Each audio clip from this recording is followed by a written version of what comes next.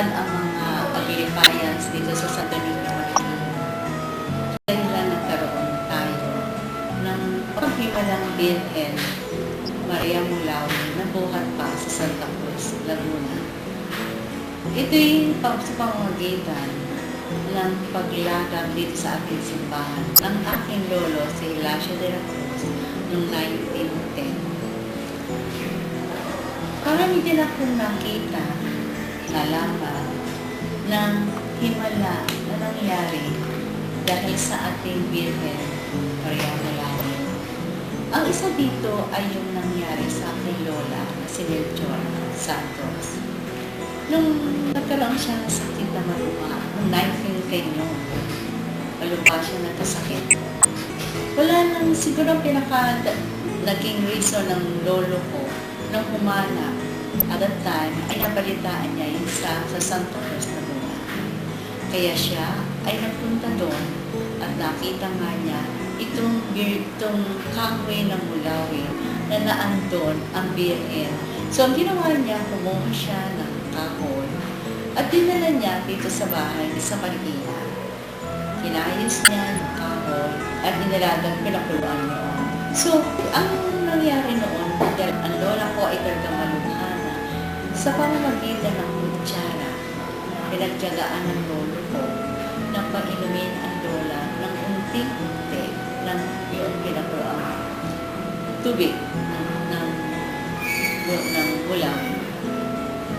Tapos, ang ginawa pa niya, yung langisa ng galing sa Birhen, ipinunas niya sa buong katawan ng lola.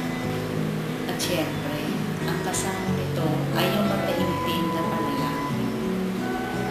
Sa pagganong ginawa ng lolo, hindi na tagalan dumilap na ang lola. Sabi nga, lumakas ang katawan niya at siya'y nakalakad. Sasabi niya na ang lolo, ito'y isang himala. Isang himala na nangyari sa kanila dahil sa Birhen Maria Mulawi. Ang pangalawang talagang nakita ko ng dalawang mata ko, yung ginawa niya, sabihin na natin himala, ay yung mga at that time na nagde-decorate ng simbahan ay from Quiapo. Almost lahating gabi kami sa simbahan. Inaabot pa kami ng alas 11 ng gabi. And at that time, ang ating simbahan ay maliit pa at mabaga. So, pag bumabagyo, pag umuulan, pumapasok sa loob ng simbahan ng tubig. So, ang mga nagde-decorate na yan, mag-decorator na tawagin natin, talagang mga ilan sila, talagang sila yung pagod, pinagpapawisan, kumbaga nakababad pa yung sa tubig sa loob ng simbahan. Pero alam mo, sila mismo nagsabi sa amin na yung kanilang pagod, yung kanilang sakit ng katawan, dahil sa pagpapahid nila ng langis ng Birhen Mulawi na sila'y bago umalis, nawawala lahat yun. Kaya sa kinabukasan, mag-decorate naman sila ng karo, ganun din ang nangyayari. Ang laki ng kanilang pananampalataya sa ating Birhen Mulawi. Ang pangatlo, ito talaga ng witness kung siya palagi kasama ng lola ko, nanay ko, na siyempre buwan ng Hulyo ay kadalasan doon may bagyo, siyempre hindi nawawala yung ulan. Pero ito, may time na talagang bagyo, ang lakas-lakas ng ulan. May mga tao nagsasabi na po, baka hindi matuloy ang prosesyon natin sa lakas ng ulan at hindi tumigil dito. Alam niyo, doon ko nakita na paglalabas na ang prosesyon ng Birhen Mulawi, ang langit ay maaliwalas. Maaliwalas ang langit. Then, ang ulan biglang mawawala. Ang ito habang nagpo-prosesyon kami, ganyan, hanggang makapasok na sa simbahan. Marami din nagawang himala sa ibang tao. Kaya napapansin ko na yung time na yun, miski na sa ibang, sabihin na natin, ibang religion, basta piyesta ng Mulawi, andito sa loob silang simbahan. Kapalit kami, ako, ngayon na siyang tagapamahala, ang aking kabiyak na si Benjamin Diamante, 10 ng mga anak ko na andyan sila. Si Edwin, si Dulce, si Carlo at pamilya niya. Na andyan sila lagi pagkapista ng Birhen. At malaking pasasalamat namin na kami ang naging tagapamahala at sa mga biyayang binibigay ng mahal na Birhen, kasi na sa mga blessings na tatanggap namin dahil sa Kanya. At yung importante ay yung lakas ng katawan at pag-iisip na. Nung mag-iisip ako, nariyan na yan sa Santo Niño, sa parokya natin, sa Santo Niño yung na meron isang mangangaso na pumutol isang maulawin. Nung putulin niya yung kahoy, nilagaran, nakita niya yung image, yung Birhen. Nagulat siya. So, nung putulin niya ulit, ng pira-piraso, ng manilipis, ganun na lumalabas. Ibig sabihin, yung isang buong trunk ng maulawin, naroon yung image na maulawin.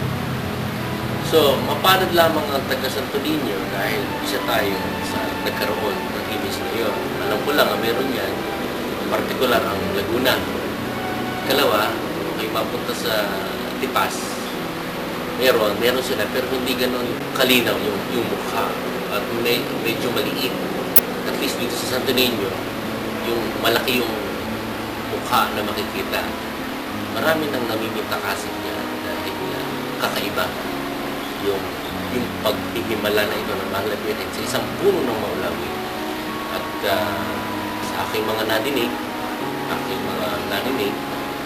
ay maraming tao na humihiling dito at isa dito yung pagkakagay sa may sakit.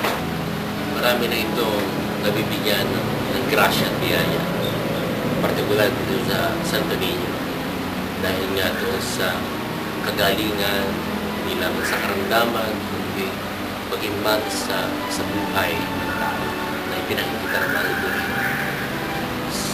Sa aking pananaw, dapat ito yung bigyan bilang Aglipayano, bilang Iglesia Pilipina Intelligent. Dapat ito yung makilala ng buong simbahan, hindi lamang sa Marikina, hindi lamang sa Laguna. Ito yung natatanging panahon bilang pagdiriwang na kanyang sandaan na ito. Ito yung maganda pagkakataon na makilala siya ng buong simbahan, hindi lamang dito sa ating ako noon ay isang labandera. Nagkaroon siya ng karamdaman. Isang araw, nabalitaan niya na dadating ang mahal na Birhen. Ang Birheng Mulawin. Ang ginawa niya, pumunta siya sa simbahan na ng Aglipay. Nang dumating sa simbahan, nakita pala niya sa pintuan pa lamang, nakita na niya ang larawan ng mahal na Birhen na nakatingin sa kanya. Kaya mula noon, lagi na kaming pumupunta sa simbahan ng Aglipay at mula noon, doon na kami nagsisimba magpahanggang ngayon. Kinilala na namin ang Birheng Mulawin. Maraming salamat sa pagdalaw sa amin ng Mama Mary Mulawin. Kami po yung puso namin tinanggap at lahat po ng aming kapitbahay ay nakidasal sa amin. Nakakasaya ko nung ipaubaya sa amin na iuwi ko ang Maria Birhen mula sa kanyang tahanan. At ito po, at ito'y nakapat naman sa pagdiriwang ko ng aking kaalawan. At yung gabi yung maghapon yun, ang apo ko ay siya sa pag-aalam ng grocery. At saka yung mga tiya niya, nagtuturo sila ng pag-grocery. At tuloy dito ay nanalangin din kami na kung sana uulan, Birheng Mulawin. At ito naman ay nagkaroon ng kaganapan, katupanan na higit na. Maraming salamat sa Maria Birhen Mulawin. Binabati ko ang lahat ng Aglipayano. May kilala sa amin ng Maria Mulawin. Sa 100 years na anibersaryo ay mabati kami ng mapagpalang buhay sa lahat ng mga naniniwala sa himala ng ating Panginoon. Ang imaheng ito, nung nakaraang bagyong Ondoy, ay pinaniwalaang mapaghimala dahil nung pagpasok namin dito sa simbahan, after Ondoy yun, at ang aming simbahan ay lubog ng kalahati, umabot ng tubig dito, at sa kanyang paghihimala, ang imaheng ito, ay nakita namin na nakatayo lang dito sa baba. Akala mo, bumaba lang siya. Nakatayo siyang ganyan. At kapag ang lahat ng mga imahe, halos lahat ng imahe dito sa misyon ay nakabagsak dahil nalubog nga ng bagyo. Simula noon, ang imaheng ito ay madalas na inuwi sa bahay, especially ng mga miyembro namin kay karamdaman. At malaki ang tulong at malaki ang progress na naibigay sa aming mga maninimba in the sense na ang aming misyon ay napagkaisahan at paganda at ma-renovate. Siguro isa sa mga blessings na rin ng aming Maria Malawi na mapagtulong-tulungan na maayos ang aming misyon. Simula po ito sa aking pagkabata, iminulat na sa akin ng aking ina na ito ay isang tunay na paglarawan ng himala ng ating mahal na ina. Ito pong mahal na inang ito na tawagin natin ng Biring Maulawi ay aking pong inaalagaan at dinadasalang marami pang mga bagay na nagpapatunay na siya na nasa amin. Ang puso, ang tahanan. Kaya po, ay buong puso ko talaga na pinakakilala sa inyo. Ako isa sa nabiyayaan ng Mahal Maulawi. 6 years old. Siguro ako noon, lumiksi yung isang pinapahira niya ako ng langis. Araw-araw yun, unti-unti nakakalakad ako. Kaya sa pamamagitan ng Mahal na Biring Maulawi, napagaling niya ako sa aking karamdaman. Yung aming mga matatanda, yung kanyang si Tatay Pecto at saka Nanay Joya, wala silang mukhang bibig kung birahan ng Maulawi. From there, namana nga namin, kami na niya po. And then after that 9 years, nag-stop muna siya kasi siya nagmamaneho. Hanggang, nung year na yun, nag-attack siya, tapos ng awa ng Diyos, kumalik naman siya. Sabi niya, sa isang taon ulit, mami, gawin natin ito. Pupunta kami, lumalapit kami siya, nagdadasal siya. Talagang devoted doon at saka naniniwala nga siya talaga. Ako naman, walang naniniwala. Tapos siya rin na ganun yung kanyang puso ay medyo lumakas pa, bigyan pa ng panahon na siya. Very emotional na siya. Nagpapaano siya. Siya napapayak sa kasi naano siya. In celebration of her centennial from 1910 to 2010, we Aglipayans, members of the Iglesia Filipina Independiente, should take pride that we are blessed with the miraculous image of Virgen Maria Maulawin. As a manifestation of her miracles, I'm one of the lucky persons who had been blessed with a miracle. Some 5 years ago, my middle finger and my right hand was afflicted with a big wart, with great pain because it grew bigger and bigger as man, and if it is attached to something, it was very painful.